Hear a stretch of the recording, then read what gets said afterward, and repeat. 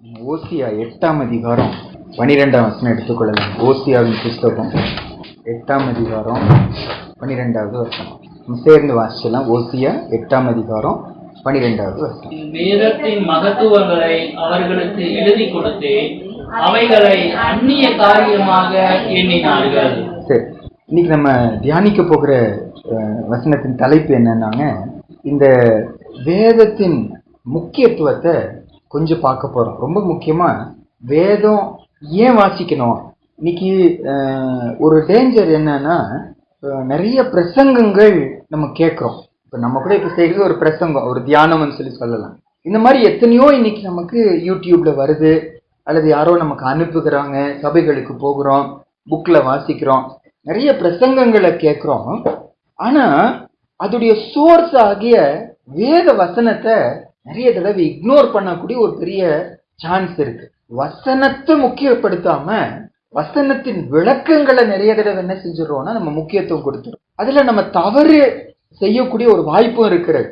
ஏன்னா அந்த வசனத்தை விளக்கி சொல்லுகிறவங்க நாங்க மாம்சத்திலிருந்து சொல்லுகிறாங்களா, அல்லது அனுபவத்திலிருந்து சொல்லுகிறாங்களா, அல்லது ஆவியானவருடைய ஒத்தாசை கொண்டு சொல்லுகிறாங்களான்னு சொல்லி அவ்வளோ ஈஸியா நம்மால அதை பகுத்தறிந்து பார்க்க முடியாம போய் அந்த ஊழியக்காரனுடைய தரத்தை வச்சு, அவருடைய பழைய வாழ்க்கையை வைத்து, அல்லது ஹிஸ் பாஸ்ட், அவருடைய முந்தின நாட்களை வச்சு அவர் கர்த்தருடைய வார்த்தையை தான் பேசுவார் என்று சொல்லி நம்ம நினைச்சு அவங்க சொல்லக்கூடிய பிரசங்கங்கள் அப்படியே என்ன செய்வோம், நம்ம ஏற்றுக்கொள்வோம். இன்றைக்கு நம்முடைய தியானம் என்னன்னா, நம்ம கையில நம்முடைய மொழியில ஆவியானவர் கொடுத்திருக்கிற இந்த வேத வசனமாகிய அவரை நான் எந்த அளவு முக்கியப்படுத்துகிறேன். இந்த வசனம் சொல்லுது, என் வேதத்தின் மகத்துவங்களை அவர்களுக்கு நான் எழுதி கொடுத்தேன், அவைகளை அந்த ஜனங்க என்ன செஞ்சுட்டாங்க, அந்நிய காரியமா எண்ணிட்டாங்க. அப்படின்னு என்ன அர்த்தம்? அந்நிய காரியம் என்ன அர்த்தம்? அது ஒரு ஸ்ட்ரேஞ்ச் அப்படிங்கிறாங்க. இது என்னமோ வினோதமா இருக்கிறது. நிறைய தடவை வசனம் நம்மால என்ன செய்ய முடிகிறது இல்ல, புரிந்து கொள்ள முடிகிறது இல்ல. புரிந்து கொண்டாலும் அது எனக்கென்று என்னால் என்ன செய்ய முடிகிறது இல்லை, ஏற்றுக்கொள்ள முடிகிறது இல்லை. ஏதோ ஒரு வார்த்தை வரும்போது, இது எனக்கு கணவருக்கு ஏற்ற வார்த்தை, நான் சொல்லணும்னு நினைச்சிட்டு இருந்தேன், பிரதர் என்ன செஞ்சுட்டாங்க, இது சொல்லிட்டாங்க, இது எங்க அம்மாவுக்கு ஏற்ற வார்த்தை அப்படின்னு தான் நம்ம நினைச்சிடுறோம். ஆனா ஆண்டவர் அப்படி அல்ல. ஆண்டவர் என்னையே ஒரு வசனம் கேட்க வைப்பாருன்னா, என்கிட்ட ஏதோ ஒரு குறை இருக்கும், அது எனக்கென்று தான் ஆண்டவர் பேசுவார், யாருக்கோன்னு சொல்லி அல்ல. என்னை கேட்க வைப்பாருன்னா அவர் சும்மா கேட்க வைக்க மாட்டார்.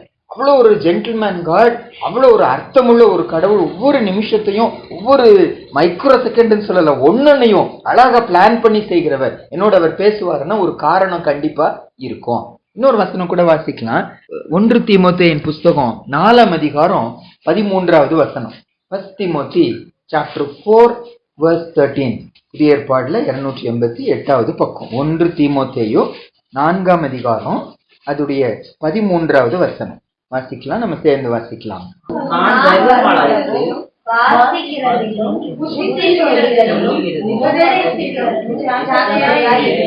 நான் வரும் அளவும் 3 காரியத்தை சொல்றாரு. என்னென்ன சொல்றாருங்க?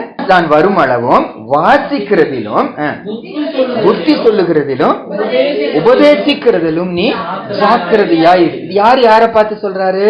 இந்த இடத்துல பவுல் தீமோத்தேயை பார்த்து சொல்றாரு, நான் வரப்போறேன், உன்னொரு இடத்துல விட்டுட்டு போயிருக்கிறேன், அந்த இடத்துக்கு நீ என்ன செய்யணும், உபதேசம் பண்ணணும், நீ புத்தி சொல்லணும், இதுக்கு என்ன தேவை, நீ என்ன செய்யணும், நீ வாசிக்கணும், நீ வாசிக்கணும். அத சோர்ஸ். நீ வாசிக்காம நான் சொன்னதை வச்சு நீ புத்தி சொல்லிடாத, என்கிட்ட கேட்டதை வச்சு நீ உபதேசிச்சிடாத. நீ பர்சனலா உட்கார்ந்து இந்த வேதத்தை வாசிக்க ஆரம்பி, ஆண்டவனோடு பேசுவாரு, அதை வச்சு புத்தி சொல்லு, அதை வச்சு உபதேசம் பண்ணு, அப்படி செய்ய ஜாக்கிரதையாயிரு, சபை பக்தி விருத்தி அடையும். அப்ப ஆண்டவர் இந்த வேதத்தை வாசிக்கிறத அவ்வளவு முக்கியப்படுத்துகிறத பாரு. நம்ம வாசிக்கணும்னு ஆசைப்படுறார், என்னோடு தனியா பேசணும்னு ஆண்டவர் ஆசைப்படுகிறார். ஒரு குரூப்ல பேசுகிறத விட தனியா பேசுகிற ரொம்ப வித்தியாசமா இருக்கும். அந்த பர்சனல் ரிலேஷன்ஷிப் ஆண்டவர் ரொம்ப எதிர்பார்க்கிற, ரொம்ப ஜென்டில்மேன் காட். நம்ம எல்லாருக்கும் முன்னால் அவமானப்படுத்துகிறவர் அல்ல ஆண்டவர். நம்மோடு தனியா பேச ஆசைப்படு, உன்னோடு கொஞ்சம் தனியா பேச விரும்புகிறேன். ஏசப்பா சொல்றது போலதான் இந்த பைபிள் ரீடிங். என்னோட ஆண்டவர் என்ன செய்கிறாரு, தனியா பேசுகிறார். இன்னைக்கு நம்முடைய தியானம் ஏன் அப்படி ஆண்டவர் சொல்லுகிறார், ஏன் அது அவ்வளவு முக்கியம்? ஏன்னா வர வர வர அந்த பழக்கம் சபையை விட்டு போயிட்டே இருக்கிறது. என்னுடைய பாரம் என்னன்னா, மெசேஜஸ் கேட்டு கேட்டு பழக்கப்பட்டு அதுல திருப்தி அடைந்தனா தனியா உட்கார்ந்து ஏசப்பா வசனத்தை வாசிக்கிறது என்ன ஆயிருதுன்னா குறைஞ்சு போய் விடுகிறது. ஆனா ஆண்டவர் அதை நம்ம வாசிக்கணும், தனியா உட்கார்ந்து வாசிக்கணும் ஆண்டவர் எதிர்பார்க்கிறார். ஒரு சில அப்படி வேதத்தை வாசிக்கிறதுல அந்த வேதத்துடைய ஒரு சில நன்மைகளை இன்னைக்கு நம்ம தியானிக்க போறோம். முதல் காரியமாக உபாகம புஸ்தகமே எடுத்துக்கொள்ளலாம். உபாகம புஸ்தகத்துல 17ஆம் அதிகாரம் கடைசி 3 வசனங்க, 18, 19 and 20. Deuteronomy 17, 18, 19 and 20. உபாகமம் 17ஆம் அதிகாரம் 18, 19, 20. பழைய ஏற்பாடுல 246வது பக்கம். ஒரு பொறுப்பில ஒருவர் வரும்போது, ஆண்டவர் ஜனத்தின் மேல ஒருத்தர் ஒரு தலைவரா வைக்கும்போது, ஒரு அதிபதியா வைக்கும்போது, ஒரு ரூலரா வைக்கும்போது, ஒரு ராஜாவா வைக்கும்போது, அவர் கூட ஆண்டவர் எதிர்பார்க்கிற ஒரு காரியத்தை தான் இந்த இடத்துல நம்ம வாசிக்கிறோம். நம்ம சேர்ந்து வாசிக்கலாமாங்க? உபாகமம் 17, 18, 19, 20 வாசிக்கலாம். அவன் தன் சிங்கத்தின் மேல் இருக்கும்போது அவனுடைய இருதயம் அவன் சகோதரர் பேரில் மேட்டிமை கொள்ளாமலும், கற்பனையை விட்டு வலதுபுறம் இடதுபுறம் சாயாமலும், இந்த நியாய பிரமாணத்தின் எல்லா வார்த்தைகளையும் இந்த கட்டளைகளையும் கை கொண்டு இவைகளின்படி செய்வதற்கு தேவனாகிய கட்டளைக்கு பயன்படுத்தும்படி கற்றுக்கொள்ளும்பொழுது அவன் லேவியராகிய ஆசாரியனிடத்தில் இருக்கிற நியாய பிரமாண நூலை பார்த்து தனக்காக ஒரு பிரதியை எழுதி தன்னிடத்தில் வைத்துக் கொண்டு தன் ஜீவனுள்ள நாளெல்லாம் அதை வாசிக்க கடவன். இப்படி செய்வதினால் தானும் தன் குமார் இஸ்ரவேலின் நடுவே தங்கள் ராஜ்யத்திலே நீடித்து வாழ்வார்கள். சரி, ஒரு தலைவனுக்கு, ஒரு பொறுப்பில இருக்கிற ஒருத்தருக்கு ஆண்டவர் கொடுக்கிற ஒரு ஆலோசனை, அவங்க வாழ்க்கை ஆசீர்வாதமா இருக்கணும்னா, அவர் மட்டுமல்ல அவர் கீழே கொடுக்கப்பட்ட, அது குடும்பமா இருக்கலாம், சபையா இருக்கலாம், வேலை ஸ்தலமா இருக்கலாம், சமுதாயமா இருக்கலாம், ஒரு பொறுப்புல ஒருத்தர் வச்சிருக்கும் போது அவங்க அந்த இடத்துக்கு அவங்க ஆசீர்வாதமா இருக்கணும்னா ஆண்டவர் சொல்றாரு, அவர்கிட்ட 3 காரியம் எதிர்பார்க்கிறாருங்க. ஆரம்பத்துல நீங்க கவனிச்சீங்கன்னா, சகோதரர் பேரில் அவர் மேட்டிமை கொள்ளக்கூடாதுங்கிற ஃபர்ஸ்ட் காரியம். அவர் அந்த இடத்துக்கு ஒரு பிளெஸ்ஸிங்கா, சேனல் ஆஃப் பிளெஸ்ஸிங்கா இருக்கணும்னா, அவருக்குள்ள தன்னுடைய ஜனங்களை குறித்து அவரை விட நான் நல்லவனா இருக்கிறேன், நான் பெரிய ஆளா இருக்கிறேன், ஒரு பெருமை என்ன வந்துடக்கூடாது, இருந்தக்கூடாது. ஏன்னா பெருமை இருந்துச்சுன்னா கர்த்தரை எதிர்த்து இருக்கிறாரு, அவரு கீழே இருக்கிற அந்த குடும்பம், அந்த சபை, அந்த சமுதாயம் ஆசீர்வாதமா இருக்கவே இருக்காது. பெருமை இருக்கக்கூடாதுங்கிறார். 1.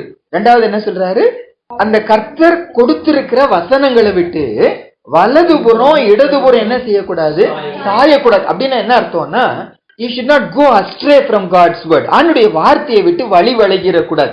கொஞ்சம் அட்ஜஸ்ட் பண்ணிடலாம், சரி பரவாயில்ல, அவங்க சொந்தக்காரங்களாச்சு, அவங்க நம்ம மகனாச்சு, நம்ம மனைவியாச்சு, நம்ம கணவனாச்சு, நம்ம பிள்ளைங்களாச்சு அப்படின்னு சொல்லிட்டு வசனத்தை காம்ப்ரமைஸ் பண்ணிடக்கூடாது, சத்தியத்தை காம்ப்ரமைஸ் பண்ணிடக்கூடாது. முதல் காரியம் பெருமை வரக்கூடாது.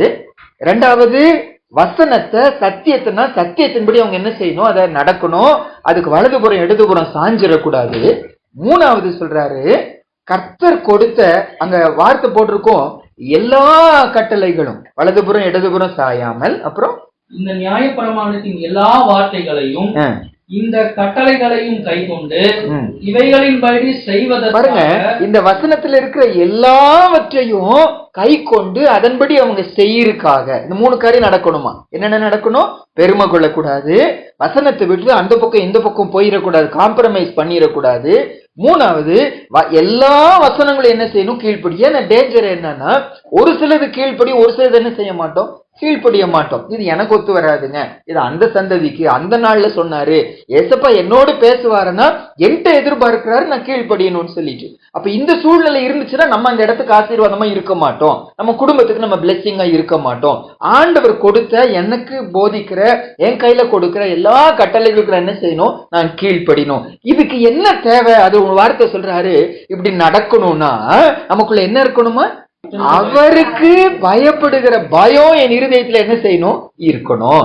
பெருமை கொள்ளக்கூடாதுன்னா, வசனத்தை விட்டு வலதுபுறம் இடதுபுறம் சாயக்கூடாதுன்னா, எல்லா கட்டளைகளையும் நான் காத்து கொள்ளணும்னா என் இருதயத்துல என்ன இருக்கணும், என் ஆண்டவருக்கு பயப்படுகிற பயம் இருக்கணும். அது எப்படி வரும் என்பதற்கு தான் ஆலோசனை சொல்றாரு.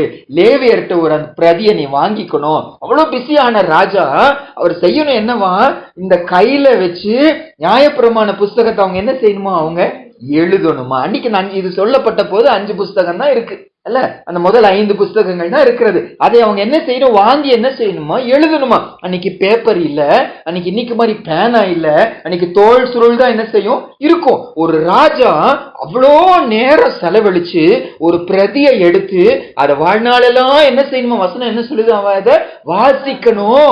அப்பதான் அவனும் அவனுக்கு கீழே இருக்கிற ஜனங்களும் அங்க சுகமா என்ன செய்வாங்க? நீடிச்சு இருப்பாங்கன்னு சொல்லி வாசிக்கிறோம். அப்ப முதல் பிளஸிங் என்ன? இந்த பைபிள நான் எடுத்து வாசிக்கிறதுல எழுதி கொண்டு இப்போ எழுதுறோம், அதை பார்த்து எழுதுறது ரொம்ப நல்லது. இந்த வசனத்தை நம்ம எடுத்து நம்ம வாசிச்சு பண்ணி போது ஆண்டவர் சொல்றார், உனக்குள்ள எனக்கு பயப்படுகிற பயம் என்ன செய்யும்? உண்டாகும். இன்னைக்கு கர்த்தருக்கு பயப்படுகிற பயம் சபையில இல்ல, கர்த்தருக்கு பயப்படுகிற பயம் ஒரு தேவனுடைய பிள்ளைக்குள்ள இல்லைன்னா காரணம் என்ன? வேதத்துக்கு அவங்க லைஃப்ல என்ன முக்கியத்துவம் கொடுக்க மாட்டேங்கிறாங்க. அப்ப இந்த வேதத்தை வாசிப்பதனால பைபிள் சொல்ற ஒரு சத்தியம் என்ன?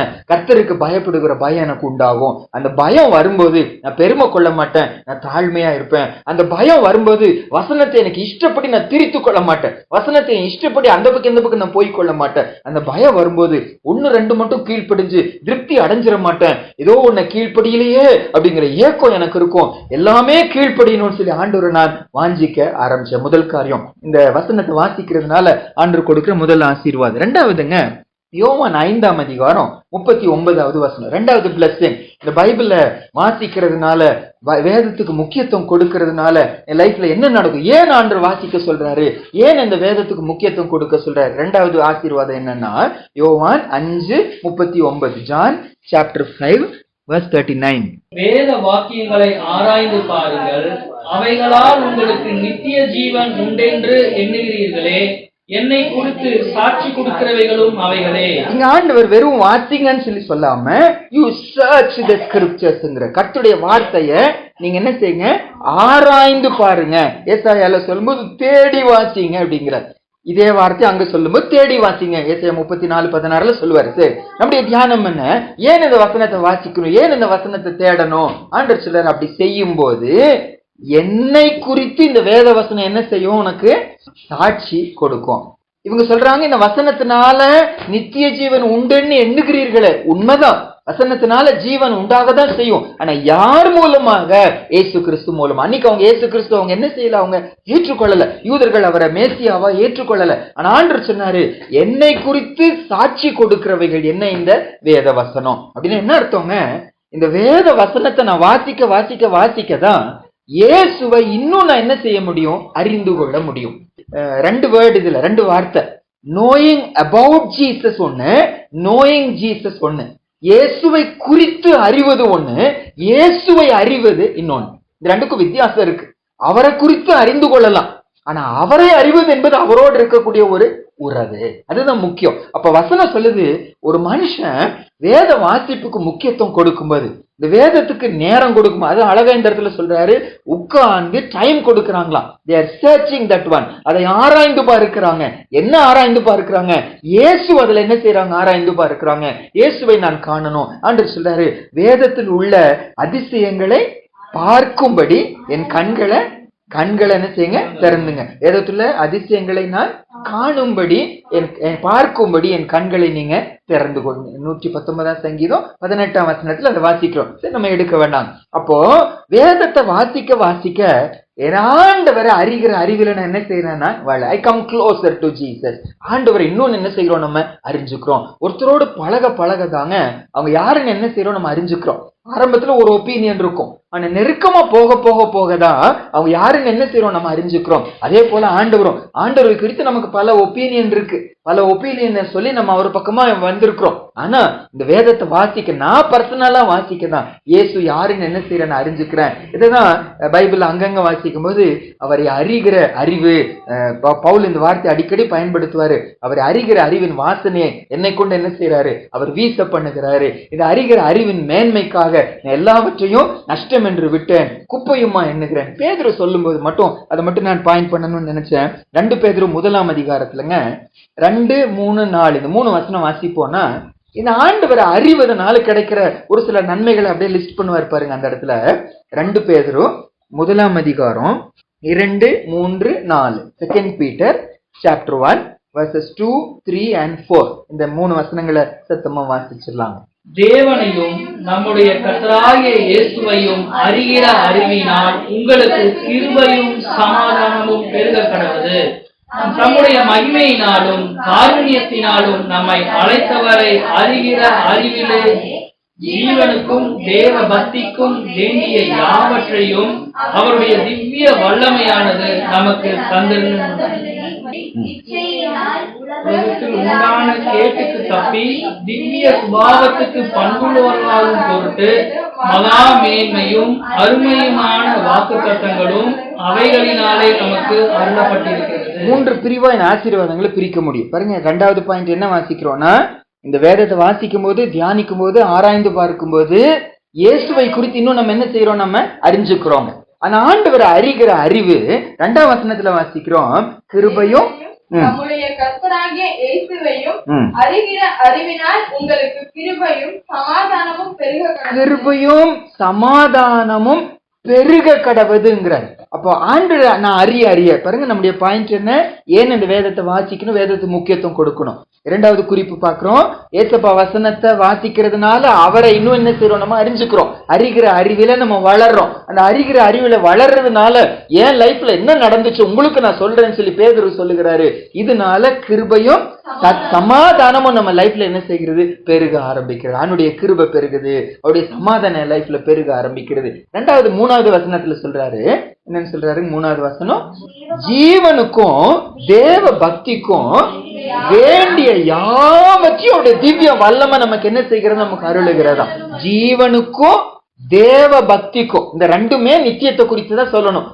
அந்த ஜீவனுக்குள்ள நான் போவதற்கு, அந்த ஜீவனுக்குள்ள போவதற்கு இங்க நான் தேவ பக்தியா வாழணும். அப்ப இந்த 2க்கும் தேவையான அத்தனை என்ன தேவையோ அப்படி அந்த நித்திய ஜீவனுக்குள்ள நான் பிரவேசிக்க, தேவ பக்தியாய் நான் வாழ, எனக்கு என்ன தேவையோ, தேவையான ஆலோசனைகளை, தேவையான வார்னிங்க அத்தனையும் இந்த வேத வசனம் என்ன செய்து எனக்கு கொடுக்க ஆரம்பிக்குது. 3வது 4வது வசனத்துல சொல்றாரு, இச்சையினாலே உலகத்தில் உண்டான கேட்டுக்கு என்ன தப்புவித்து திவ்ய சுபாவத்துக்கு என்னை பங்குள்ளவர்கள் ஆவதற்காக வாக்குத்தத்தங்கள் நமக்கு என்ன செய்கிறது, அறிகிற அறிவினாலே அருளப்பட்டிருக்கிறதா. இந்த வசனத்தை வாசிக்க ஆண்டவர் எனக்கு வாக்கு கொடுக்கிறாரு, எனக்கு பிராமிஸ் பண்றாரு. அவருடைய வாக்குத்தத்தங்களை பிடித்து கொள்ளுகிறோம். அதை பிடிக்க இச்சையினாலே உலகத்தில் உண்டான ஒரு கேட்டுக்கு நான் என்ன செய்யறேன், நான் தப்புவிக்கப்படுகிறேன், இச்சையிலிருந்து விலக்கப்படுகிறேன். அவருடைய திவ்ய சுப டிவைன் நேச்சர், ஆண்டுடைய ஒரு திவ்ய சுபாவத்துக்கு நான் என்ன ஆகிறேன், பங்குள்ளவன். என் நேச்சரே மாற ஆரம்பிக்குது. இயேசுவோடு நெருங்க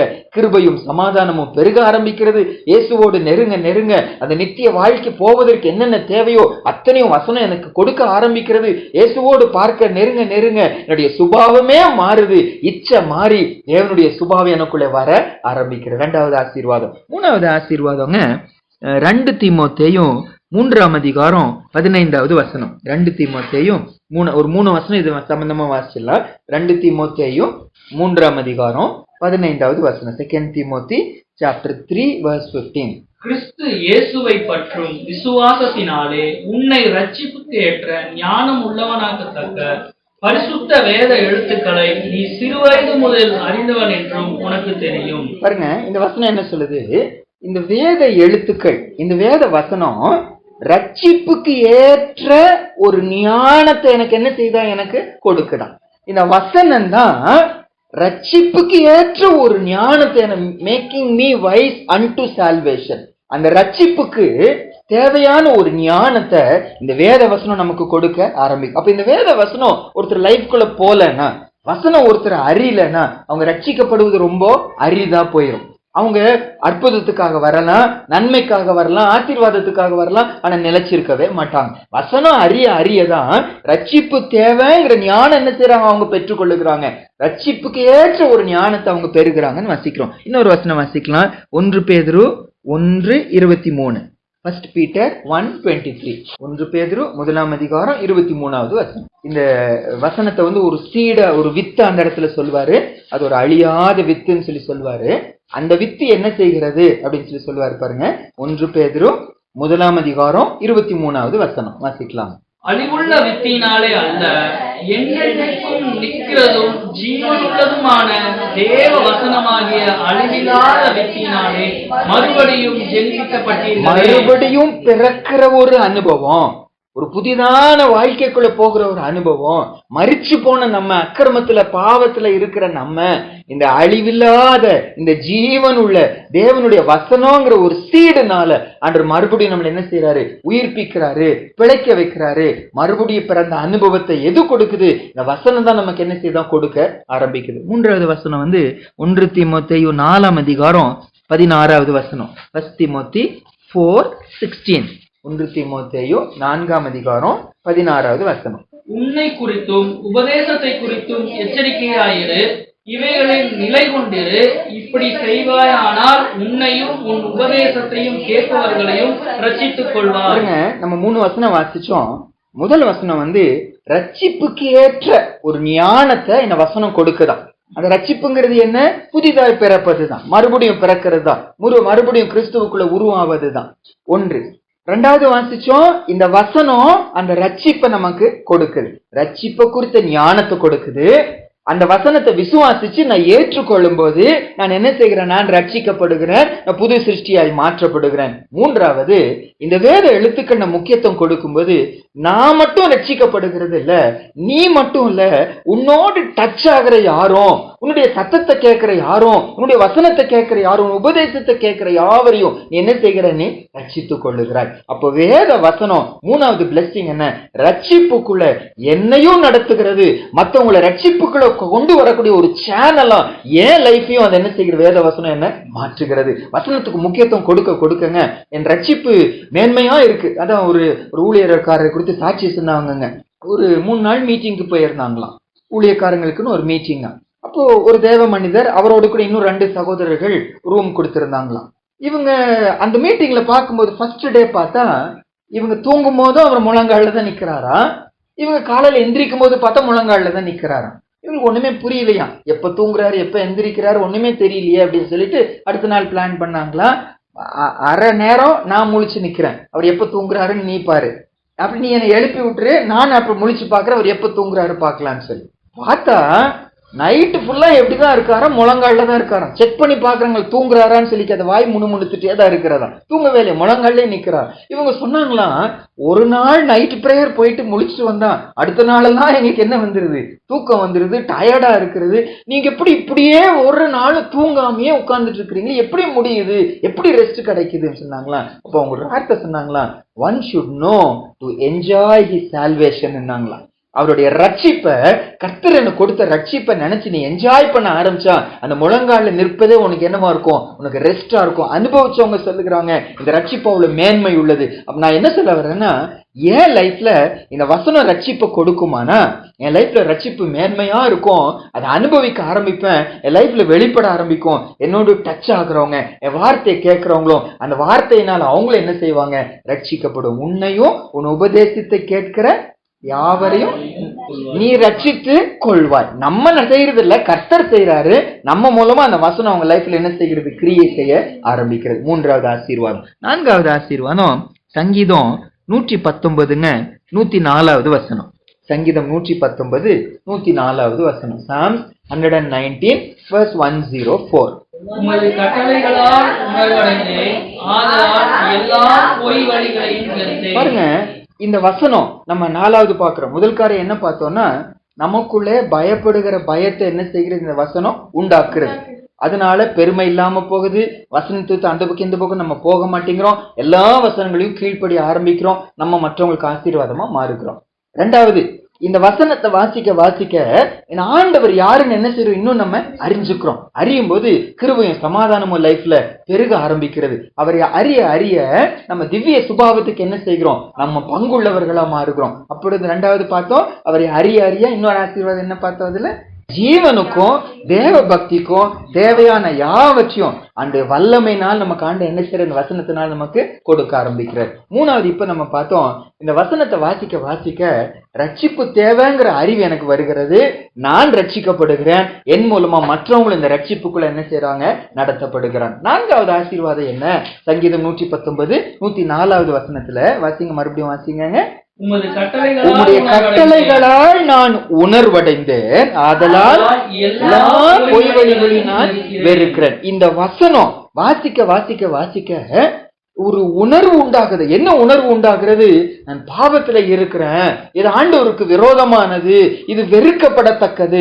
முதல்ல அதை நான் பெருமையா நினைக்கிறேன், அதை வாஞ்சிக்கிறேன். வசனம் வாசிக்க வாசிக்க அவருக்கு எது பிரியோன்னு புரிஞ்சுக்கிறேன், அவர் எது வெறுக்கிறாருன்னு புரிஞ்சுக்கிறேன். நான் உணர்வடைகிறேன். ஆமையா, நீங்க வெறுக்கிற இந்த பொய்யை நான் நேசிச்சுட்டு இருக்கிறேன்னு, நீங்க வெறுக்கிற இந்த இச்சைய நான் நேசிச்சுட்டு இருக்கிறேன்னு, ஆண்டவரே எனக்கு நீங்க கிருபை தாங்க. பாவ உணர்வு கொள்ளுகிறேன். இரண்டாவது யோவான் 15ஆம் அதிகாரத்துலங்க 3ஆம் வசனம் வாசிக்கலாம். நமக்கு தெரிஞ்ச வசனம் தான். பாவ உணர்வு கொள்ளுகிறோம். யோவான் 15:3 இந்த வசனம் கேட்க கேட்க இந்த வசனம் நம்மளை சுத்திகரிக்கிறது இடத்துல வாசிப்போம். யோவான் 15:3 வாசிக்கலாம். நான் உங்களுக்கு சொன்ன உபதேசத்தினாலே நீங்கள் இப்பொழுது சுத்தமாக. அப்போ ஆண்டவருடைய வசனத்தை கேட்க கேட்க எனக்குள்ள என்ன உண்டாகுது? சுத்திகரிப்பு. வெறும் பாவ உணர்வு மட்டுமல்ல, இப்போ உணர்வு எல்லாருக்கும் வருமா? இப்ப நம்ம ஒருத்தரை பார்த்து பேசும்போது பயங்கரமா அழுவது போல இருக்கலாம். தப்பு செய்யறோம், தப்பு செஞ்சிருக்கிறோம், உணர்வடைகிறோம். எவ்வளவு பேர் அப்படி சொல்றாங்க. கொஞ்ச நாள் முன்னால கூட யாரோ சொன்னாங்க, நான் செஞ்ச தப்பு அப்படியே அவருக்கு தெரிஞ்சு பேசுற மாதிரி இருந்துச்சுங்க, எனக்கு கண்ணெல்லாம் கண்ணீரா வந்துச்சு, ஆனா வாழ்க்கை மாறல.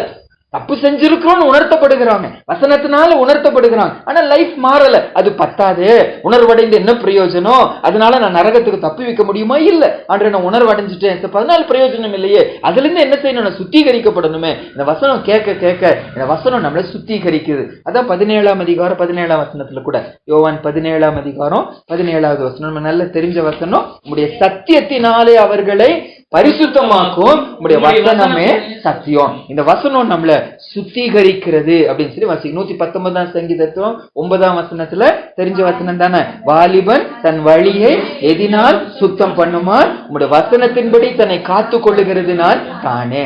அப்போ வசனம் பாவ உணர்வு கொள்ள வைக்கிறது. இந்த வசனம் என்னை சுத்திகரிக்க ஆரம்பிக்கிறது. இன்னொரு வசனம் கூட வாசிக்கலாம். 119ஆம் சங்கீதம் 11ஆம் வசனம். இது நமக்கு நல்ல தெரிஞ்ச வசனம், ஆனா வாசிச்சிடலாம். Psalms 119:11. 119ஆம் சங்கீதம் 11வது வசனம். நான் உமக்கு விரோதமாய் பாவம் செய்யாதபடிக்கு உமது வாக்கை என் இருதயத்தில் வைத்தேன். பாருங்க, இந்த அப்படியே ஸ்டேஜ் பை ஸ்டேஜா பாருங்க. பாவ உணர்வு கொள்ளுகிறேன், பாவத்திலிருந்து நான் சுத்திகரிக்கப்படுகிறேன், இனி பாவம் செய்யாம இந்த வசனம் என்ன செய்து என்னைய பாதுகாக்க ஆரம்பிக்கிறது. இப்போ ஒரு வார்த்தையில சொல்லணும்னா, கர்த்தருடைய வசனத்துக்கு யார் முக்கியத்துவம் கொடுக்கிறாங்களோ அவங்க லைஃப்ல ஹோலி லிவிங் இருக்கும், பரிசுத்த வாழ்க்கை இருக்கும். தவறு செய்யும்போது தவறு செஞ்சுட்டேங்கிற உணர்வு இருக்கும். அந்த வசனத்தினால ஆண்டவருக்கு ஒரு விடுதலை அனுபவிக்க ஆரம்பிப்பாங்க. இந்த வசனத்தினால இன்னும் பாவம் செய்யாம அவங்க பாதுகாக்கப்படுவாங்க. 5வது ஆசீர்வாதம் யோவான் 8ஆம் அதிகாரம் 32வது வசனங்க. யோவான் 8ஆம் அதிகாரம் 32வது வசனம் பலருக்கு நல்ல தெரிஞ்ச வசனம். John chapter 8:32. ஆண்டவர் யூத ஜனங்களோடு பேசிட்டு வர்றாரு. நீங்கள் உங்கள் பிதாவாகிய சாத்தானால் உண்டானவர்கள் அப்படிலாம் அந்த இடத்துல சொல்லிட்டு வருவாரு. பாவத்துக்கு நீங்க அடிமைப்பட்டிருக்கிறீங்க அப்படிலாம் சொல்லிட்டு வருவாரு. அதுக்கு நடுவுல சொல்லப்படுகிற ஒரு வசனம் யோவான் 8:32 வாசிக்கலாங்க. சத்தியத்தையும் அறிவீர்கள், சத்தியம் உங்களை விடுதலையாக்கும் என்றார். சத்தியத்தை அறிவீர்கள், இந்த சத்தியம் உங்களை என்ன செய்யும்? விடுதலையாக்கும். நம்ம இதுக்கு முன்னாலே வாசிச்சு யோவான் 17:17 அது என்ன சத்தியம்னு சொல்லி கேட்டா, உடைய வசனமே சத்தியம். வசனமும் சத்தியம் சொல்லாம வசனம் மட்டும்தான் என்னது? சத்தியம். இந்த சத்தியம் நம்மளை என்ன செய்கிறதா? நம்ம விடுதலை ஆக்குகிறதா. எதுல இருந்து விடுதலை ஆக்குகிறது? இந்த யோவான் 8ஆம் அதிகாரத்துல கண்டெக்ஸ்ட் என்னன்னு சொன்னா, பிசாசை குறித்து சொல்லிட்டு வர்றாருங்க. 44ஆம் வசனம் வாசிப்பீங்களாங்க? 8ஆம் அதிகாரம் 44ஆம் வசனம் வாசிங்க. அதுலயே 44வது வசனம். நீங்கள் உங்கள் பிதாவாகிய பிசாசானால் உண்டானவர்கள், உங்கள் பிதாவுடைய இச்சைகளின்படி செய்ய மனதாய் இருக்கிறீர்கள். அவன் ஆதி முதற்கொண்டு மனுஷ கொலைபாதகனாய் இருக்கிறான். சத்தியம் அவனிடத்தில் இல்லாதபடியினால் அவன் சத்தியத்தினாலே நிலைநிற்கவில்லை. அவன் பொய்யனும் பொய்க்கு பிதாவுமாய் இருக்கிறபடியால் அவன் பொய் பேசும்போது தன் சொந்தத்தில் எடுத்து பேசுகிறான். அப்ப இந்த சாத்தானுடைய அடிமைத்தனத்திலிருந்து, அவனுடைய பொய்யிலிருந்து, வஞ்சனையிலிருந்து என்னை எது பாதுகாக்கிறது? இந்த கர்த்தருடைய சத்தியம் தான் என்ன செய்யுது? என்னைய பாதுகாக்க. சத்தியத்தை அறிய அறிய அறிய இதிலிருந்து நம்ம என்ன செய்கிறோம்? விடுதலையாக்கப்படுகிறோம். விடுதலை என்பது அதன் மேல கிடைக்கிற ஜெயத்தையும் அது என்ன செய்யும்? குறிக்கும். ஏசப்பா எனக்கு ஜெயம் கொடுக்கிறார். இன்னும் அழகான வசனம் 1 யோவான் 2ஆம் அதிகாரம் 14வது வசனங்க. கிறிஸ்டியன் லைஃப்ல growth பத்தி சொல்லிட்டு வருவார். கிறிஸ்துவ வாழ்க்கையில வாலிப பருவம், இது சரீர பிரகாரமான வாலிபம் அல்ல, கிறிஸ்துவ வாழ்க்கையில வாலிப பருவத்தை அந்த இடத்துல சொல்லும்போது 1 யோவான் 2ஆம் அதிகாரம் 14வது வசனத்துல கவனிப்பீங்கன்னா வாலிபர்களை குறித்து சொல்லிட்டு வர. 1 யோவானுங்க, 1 யோவான் 2:14. பிதாக்களே, ஆதி முதல் இருக்கிறவை நீங்கள் அறிந்திருக்கிறதினால் உங்களுக்கு எழுதுகிறேன். வாலிபரே, நீங்கள் பலவான்களா இருக்கிறதினாலும் தேவ வசனம் உங்களில் நிலைத்திருக்கிறதினாலும் நீங்கள் பொல்லாங்கனை ஜெயித்ததினாலும் உங்களுக்கு எழுதுகிறேன். கிறிஸ்துவ வாழ்க்கையில வாலிப பருவத்தை குறித்து ஆண்டவர் சொல்லும்போது அவங்க பராக்கிரமசாலிகள், பலவான்கள்ங்கிறார். எதனால பலவான்கள் ஆனார்களா? தேவ வசனம் உள்ளத்துக்குள்ள என்ன செய்கிறது? நிலைச்சு நிற்கிறது. ஆண்டுடைய வசனம் உள்ள நிலைச்சு நிற்கிறது. ஆகையால் பொல்லாங்கனை அவங்க என்ன செய்தாங்க? அவங்க ஜெயித்தாங்க. எபேசியர் 6ஆம் அதிகாரம் நம்ம எடுக்க வேண்டாம், இது வசனம் வேணா, நமக்கு தெரிஞ்ச வசனம். ஆவிக்குரிய ஆர்மரை குறித்து சொல்லிட்டு வர, சத்தியம்ங்கிற கச்ச, நீதிங்கிற மார்க்க வசனம் சொல்லிட்டே வரும்போது தேவ வசனத்தை குறித்து சொல்லும்போது தேவ வசனமாகிய ஆவியின் பட்டயம் அப்படிங்கிற, அது ஒரு ஆவியின் பட்டயம். அப்போ நம்ம என்ன தியானிக்கிறோம்? 5வது, இந்த வேத வசனம் யார் வாசிக்கிறாங்களோ, வேத வசனத்துக்கு யார் முக்கியத்துவம் கொடுக்குறாங்களோ, சத்துருவின் மேல அவங்க ஆண்டவங்களுக்கு என்ன கொடுக்குறாரு? ஜெயம் கொடுக்குற. அவனுடைய வஞ்சனைகள், ஏமாற்று காரியங்கள், அதுல இருந்தெல்லாம் நம்ம என்ன ஆகுறோம்? நம்ம விடுதலை ஆகுறோம்னு சொல்லி வேதம் சொல்லுது. 6வதாகங்க மத்தேயு 4ஆம் அதிகாரம் 4வது வசனம். நமக்கு தெரிஞ்ச வசனம் தான். பிசாசுக்கு எதிரான ஒரு போராட்டத்துல அந்த கல்லை சாத்தான் சொல்றான், நீங்க அப்பமாக்குங்க அப்படின்னு சொல்லி ஏசப்பாவை பத்தி சொன்ன போது ஆண்டவர் வசனத்தை பயன்படுத்தி பிசாசை ஜெயித்தாரு. என்ன சொன்னார் அந்த இடத்துல? மத்தேயு 4ஆம் அதிகாரம் 4வது வசனம் வாசிக்கலாமாங்க? Matthew chapter 4 verse 4. அவர் பிரதியுத்தரமாக, மனுஷன் அப்பத்தினாலே மாத்திரமல்ல தேவனுடைய வாயிலிருந்து புறப்படுகிற ஒவ்வொரு வார்த்தையினாலும் பிழைப்பான் என்று எழுதியிருக்கிறதே. அப்ப பைபிள்ல ஒரு வார்த்தை கூட வேஸ்டா போகாது. அழகா எழுதுறாரு, ஒவ்வொரு வார்த்தையும் உன்னை பிழைக்க வைக்கும் அப்படிங்கிற. இப்ப இந்த உடம்புக்குங்க, சரீரத்துக்கு ஆகாரம் இல்லைன்னா ரொம்ப நாள் உடம்பு என்ன செய்யாது? பிழைக்காது. போக போக போக பலவீனப்பட்டு போயிடுவாங்க. இது சரீரம். அப்போ ஆவிக்குரிய ஒரு வாழ்க்கைக்கு, அந்த ஆவிக்குரிய ஒரு ஜீவனுக்கு, அந்த ஸ்பிரிச்சுவல் லைஃபுக்கு, அது பிழைப்பதற்கு அவனுடைய வார்த்தை தான் நமக்கு உபயோகமா இருக்கும். என்னுடைய கிறிஸ்டியன் லைஃப், நிறைய பேருடைய வாழ்க்கை ரட்சிக்கப்படுகிறாங்க, கர்த்தருக்குள்ள வர்றாங்க, அந்த நிலைச்சு நிக்கிறது இல்ல. அவங்க பின்வாங்கி போயிட்டே இருக்கிறாங்க, பின்னால போயிட்டே இருக்கிறாங்க. ஏன்னு சொல்லி கேட்டா, வேதத்துக்கு அவங்க லைஃப்ல என்ன இல்ல? நேரம் இல்ல, டைம் இல்ல. ரட்சிக்கப்பட்டாங்க, மாற்றப்பட்டாங்க, ஆனா வளராம போயிட்டாங்க. காரணம் என்ன அப்படின்னா, வசனத்துக்கு நேரம் இல்ல. அப்போ இந்த உடம்பு பலவீனப்பட்டு போவது போல ஆவிக்குரிய வாழ்க்கையில பலவீனப்பட்டு போகிறோம். நம்ம வாழ்க்கையில கர்த்தரோடு நேரம் இல்லாம போகிறது, நேரம் கொடுக்க மாட்டேங்கிறோம், பலவீனப்பட்டு போயிடும். கிறிஸ்துவ வாழ்க்கையில பிழைப்பு இல்லாம போய்விடுகிறது. கடைசியா 2 தீமோத்தேயு 3ஆம் அதிகாரங்க 16-17 இதை மட்டும் நம்ம பார்த்து முடிச்சு. இன்னும் நிறைய காரியங்கள் அங்கங்க போடப்பட்டிருக்கோம். வசனத்தினால கிடைக்கிற ஆசீர்வாதங்கள் 7 மட்டும் இன்னைக்கு நம்ம பார்த்துட்டு ஜெபித்து ஒப்பு கொடுக்க போறோம். வேதம் வாசிக்க, வேதத்துக்கு முக்கியத்துவம் கொடுக்க நம்ம ஒப்பு கொடுக்கல. 2 தீமோத்தேயு 3:16-17. 2 Timothy chapter 3 16 and 17. கடைசி 2 வசனம் இல்லைங்க, கடைசி 2 வசனம் சேர்ந்து வாசிச்சலாம் சத்தமா. 2 தீமோத்தேயு 3ஆம் அதிகாரம் 16ஆம் வசனமும் 17வது வசனமும். வேத வாக்கியங்கள் எல்லாம் தேவன் ஆவியினால் அருளப்பட்டிருக்கிறது. தேவனுடைய மனுஷன் தேறினவனாகவும் எந்த நற்கிரியையும் செய்ய தகுதி உள்ளவனாகவும் இருக்கும்படியாக அவைகள் உபதேசத்துக்கும், கடிந்து கொள்ளுதலுக்கும், சீர்திருத்தலுக்கும், நீதியை படிப்பித்தலுக்கும் பிரயோஜனம் உள்ளவைகளாய் இருக்கிறது. சரி, இந்த வேத வசனத்தை குறித்து கடைசியா நம்ம பார்த்து முடிக்கிறது என்னன்னாங்க, ஒவ்வொரு வசனமும் காட் பிரெத், ஒவ்வொரு வசனமும் தேவ ஆவியினால என்ன செய்கிறது? நமக்கு அருளப்பட்டிருக்கிறது. அழகான ஒரு காரணம் சொல்றாரு, ஏன் இதுன்னு சொல்லி சொல்றாரு. யாரை குறித்து இந்த இடத்துல பேசுறாருங்க? தேவனுடைய மனுஷன் அப்படின்னு சொல்றாரு. எல்லாம் அப்படிதான் போட்டிருக்கு. தேவனுடைய மனுஷனுக்கு என்ன அந்த வார்த்தை வாசிங்க? தேவனுடைய மனுஷன் தேறினவனாகவும் எந்த நற்கிரியும் செய்ய தகுதி உள்ளவனாகவும் ஆகும்படியாத இந்த வசனம் என்ன செய்கிறது? நமக்கு அருளப்பட்டிருக்கிறது. அப்போ தேவனுடைய பிள்ளைங்க, நம்ம ஆணுடைய பிள்ளைங்க, இங்க ரட்சிக்கப்பட்ட ஜனங்களை குறித்து இந்த இடத்துல வாசிக்கிறோம். தேவனுடைய மனுஷர்கள், அந்த தேவனுடைய மனுஷர்கள்ங்கிற வார்த்தைக்கு பல மொழிபெயர்ப்புல who belong to God, who serve God, who are devoted to God, அப்படி பல மொழிபெயர்ப்பு போடப்பட்டிருக்கு. ஆண்டவருக்காக சேவை செய்கிறவர்கள், ஆண்டுடைய பிள்ளைங்க, ஆண்டுடைய மேல அன்பு காட்டுறவங்க, இப்படி பல வார்த்தைகள் அந்த இடத்துல நம்ம வாசிக்கிறோம். தேவனுடைய மனுஷன் ஆண்டவர் சொல்றாரு, நற்கிரியைகளை நம்ம என்ன செய்யணும்? நம்ம செய்யணும். நற்கிரியைகள்னு சொல்லி செய்யும் போதுங்க, நாம செய்யக்கூடியவைகளை நற்கிரியைகள் என்று பைபிள் சொல்லல. எபேசியர் 2:10 நற்கிரியைகளை செய்யும்படி கிறிஸ்து இயேசுவுக்குள் நாம் என்ன செய்கிறோம்? சிருஷ்டிக்கப்பட்டு தேவனுடைய செய்கையாய் இருக்கிறோம். அடுத்த வார்த்தை சொல்வாரு, அவைகளில் நாம் நடக்கும்படி அவர் அவைகளை முன்னதாகவே என்ன செஞ்சிருக்காரா? ஆயத்தம் பண்ணி வச்சிருக்காரு. அப்ப ஏசப்பா ஜென்னி மூலமா இதை செய்யணும்னு ஆண்டு என்ன செஞ்சிருக்காரு? ஒரு சிலதை ஆயத்தம் பண்ணி வச்சிருக்கிறாராம். நம்ம மூலமா இந்த ஆத்மா சந்திக்கப்படணும், நம்ம மூலமா இந்த நற்கிரியை செய்யப்படணும், நம்ம மூலமா இந்த கூட்டத்துக்கு சுவிசேஷம் அறிவிக்கப்படணும், நம்ம மூலமா இந்த ஏழைகள் கர்த்தர் பக்கமா தேற்றப்படணும், நம்ம மூலமா ஏதோ ஒண்ணு செய்யணும் ஆண்டு திட்டம் பண்ணி இருக்கார். அந்த திட்டத்துக்கு என்னை எக்யூப் பண்ணுவது, என்னை பர்ஃபெக்ட் பண்ணுவது, என்னை தேறினவன் ஆக்குவது, என்னை ஆயத்தப்படுத்துவது எது? இந்த வேத வசனம் தான். அப்ப பைபிள் தான் நான் என்ன செய்யணும்னு ஆண்டவர் எனக்கு கற்றுக் கொடுக்கிறாரு. அதை செய்வதற்கேற ஒரு எக்யூப்பிங்கும் எனக்கு ஆண்டவர் செய்ய ஆரம்பிக்கிறார். இந்த வசனம் வாசிக்க என்னை கொண்டு ஏசப்பா என்ன செய்யணும்னு ஆசைப்படுறாரு நம்ம புரிஞ்சுக்கிறோம். அதை செய்வதற்கு இந்த வசனம் நம்மளை தகுதிப்படுத்து. எப்படி தகுதிப்படுத்துதான் 4 வார்த்தை போடப்பட்டிருக்க கடைசி வசனத்துல. அது நம்மளை என்ன செய்கிறதா? ஃபர்ஸ்ட் உபதேசிக்கிறது, அப்புறம் கடிந்து கொள்ளுகிறது, அதுக்கப்புறம் சீர்திருத்துகிறது, நீதியை படிப்பிக்கிறது. அப்படியே அந்த ஆல்பபெட்டிக்கல் ஆர்டர் மாதிரி வருங்க. உயிரெழுத்துல ஃபர்ஸ்ட் உபதேசிக்கிறது, அப்புறம் கா, அதுக்கப்புறம் கடிந்து கொள்ளுகிறது, அதுக்கப்புறம் சா, அது நம்மை சீர்படுத்துகிறது, அதுக்கப்புறம் நீதி என்ன செய்கிறது? அது நம்மை இப்படி செஞ்சுட்டு என்ன நற்கிரைகளை செய்ய ஆண்டு என்ன ஆயத்தப்படுத்துகிறார். 7 காரியங்களை இன்னைக்கு பார்த்தோம். ஏசப்பா வசனம் வாசிக்கிறது அவ்வளவு முக்கியம். அது அந்நிய காரியமா நினைக்க கூடாது. நான் வரும் அளவும், அன்னைக்கு தீமோத்தேயை பார்த்து பவுல் சொன்னாரு, இன்னைக்கு பைபிள் வசனம் ஏசப்பா என்னோடு கூட பேசுறாரு. ஆவியானவர் சொல்றாரு, நான் வரும் அளவும்.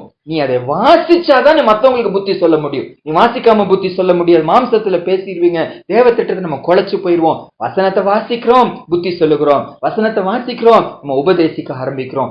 ஏன் இவ்வளவு முக்கியத்துவம் கொடுக்கணும்னா, கர்த்தருடைய வசனம் தான் அவருக்கு பயப்படும் பயத்தின் உள்ளத்துல போடுகிறது. சாலமோன் சொல்றாரு, காரியத்தின் கடைத்தொகை என்னன்னா தேவனுக்கு பயந்து அவர் கற்பனைகளை கை கொள்ளுங்கிற அந்த தேவனுக்கு பயப்படுகிற பயம் வசனம் தான் கொடுக்க ஆரம்பிக்கிறது.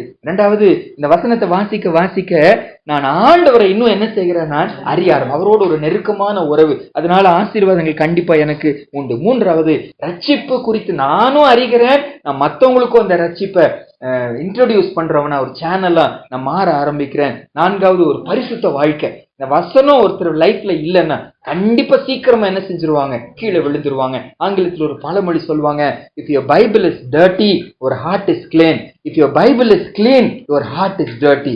பைபிளை வாசிச்சு ஆராய்ஞ்சு பார்த்து பைபிளெல்லாம் கிழிஞ்சு போயிருக்கிறதா அர்த்தம் என்ன?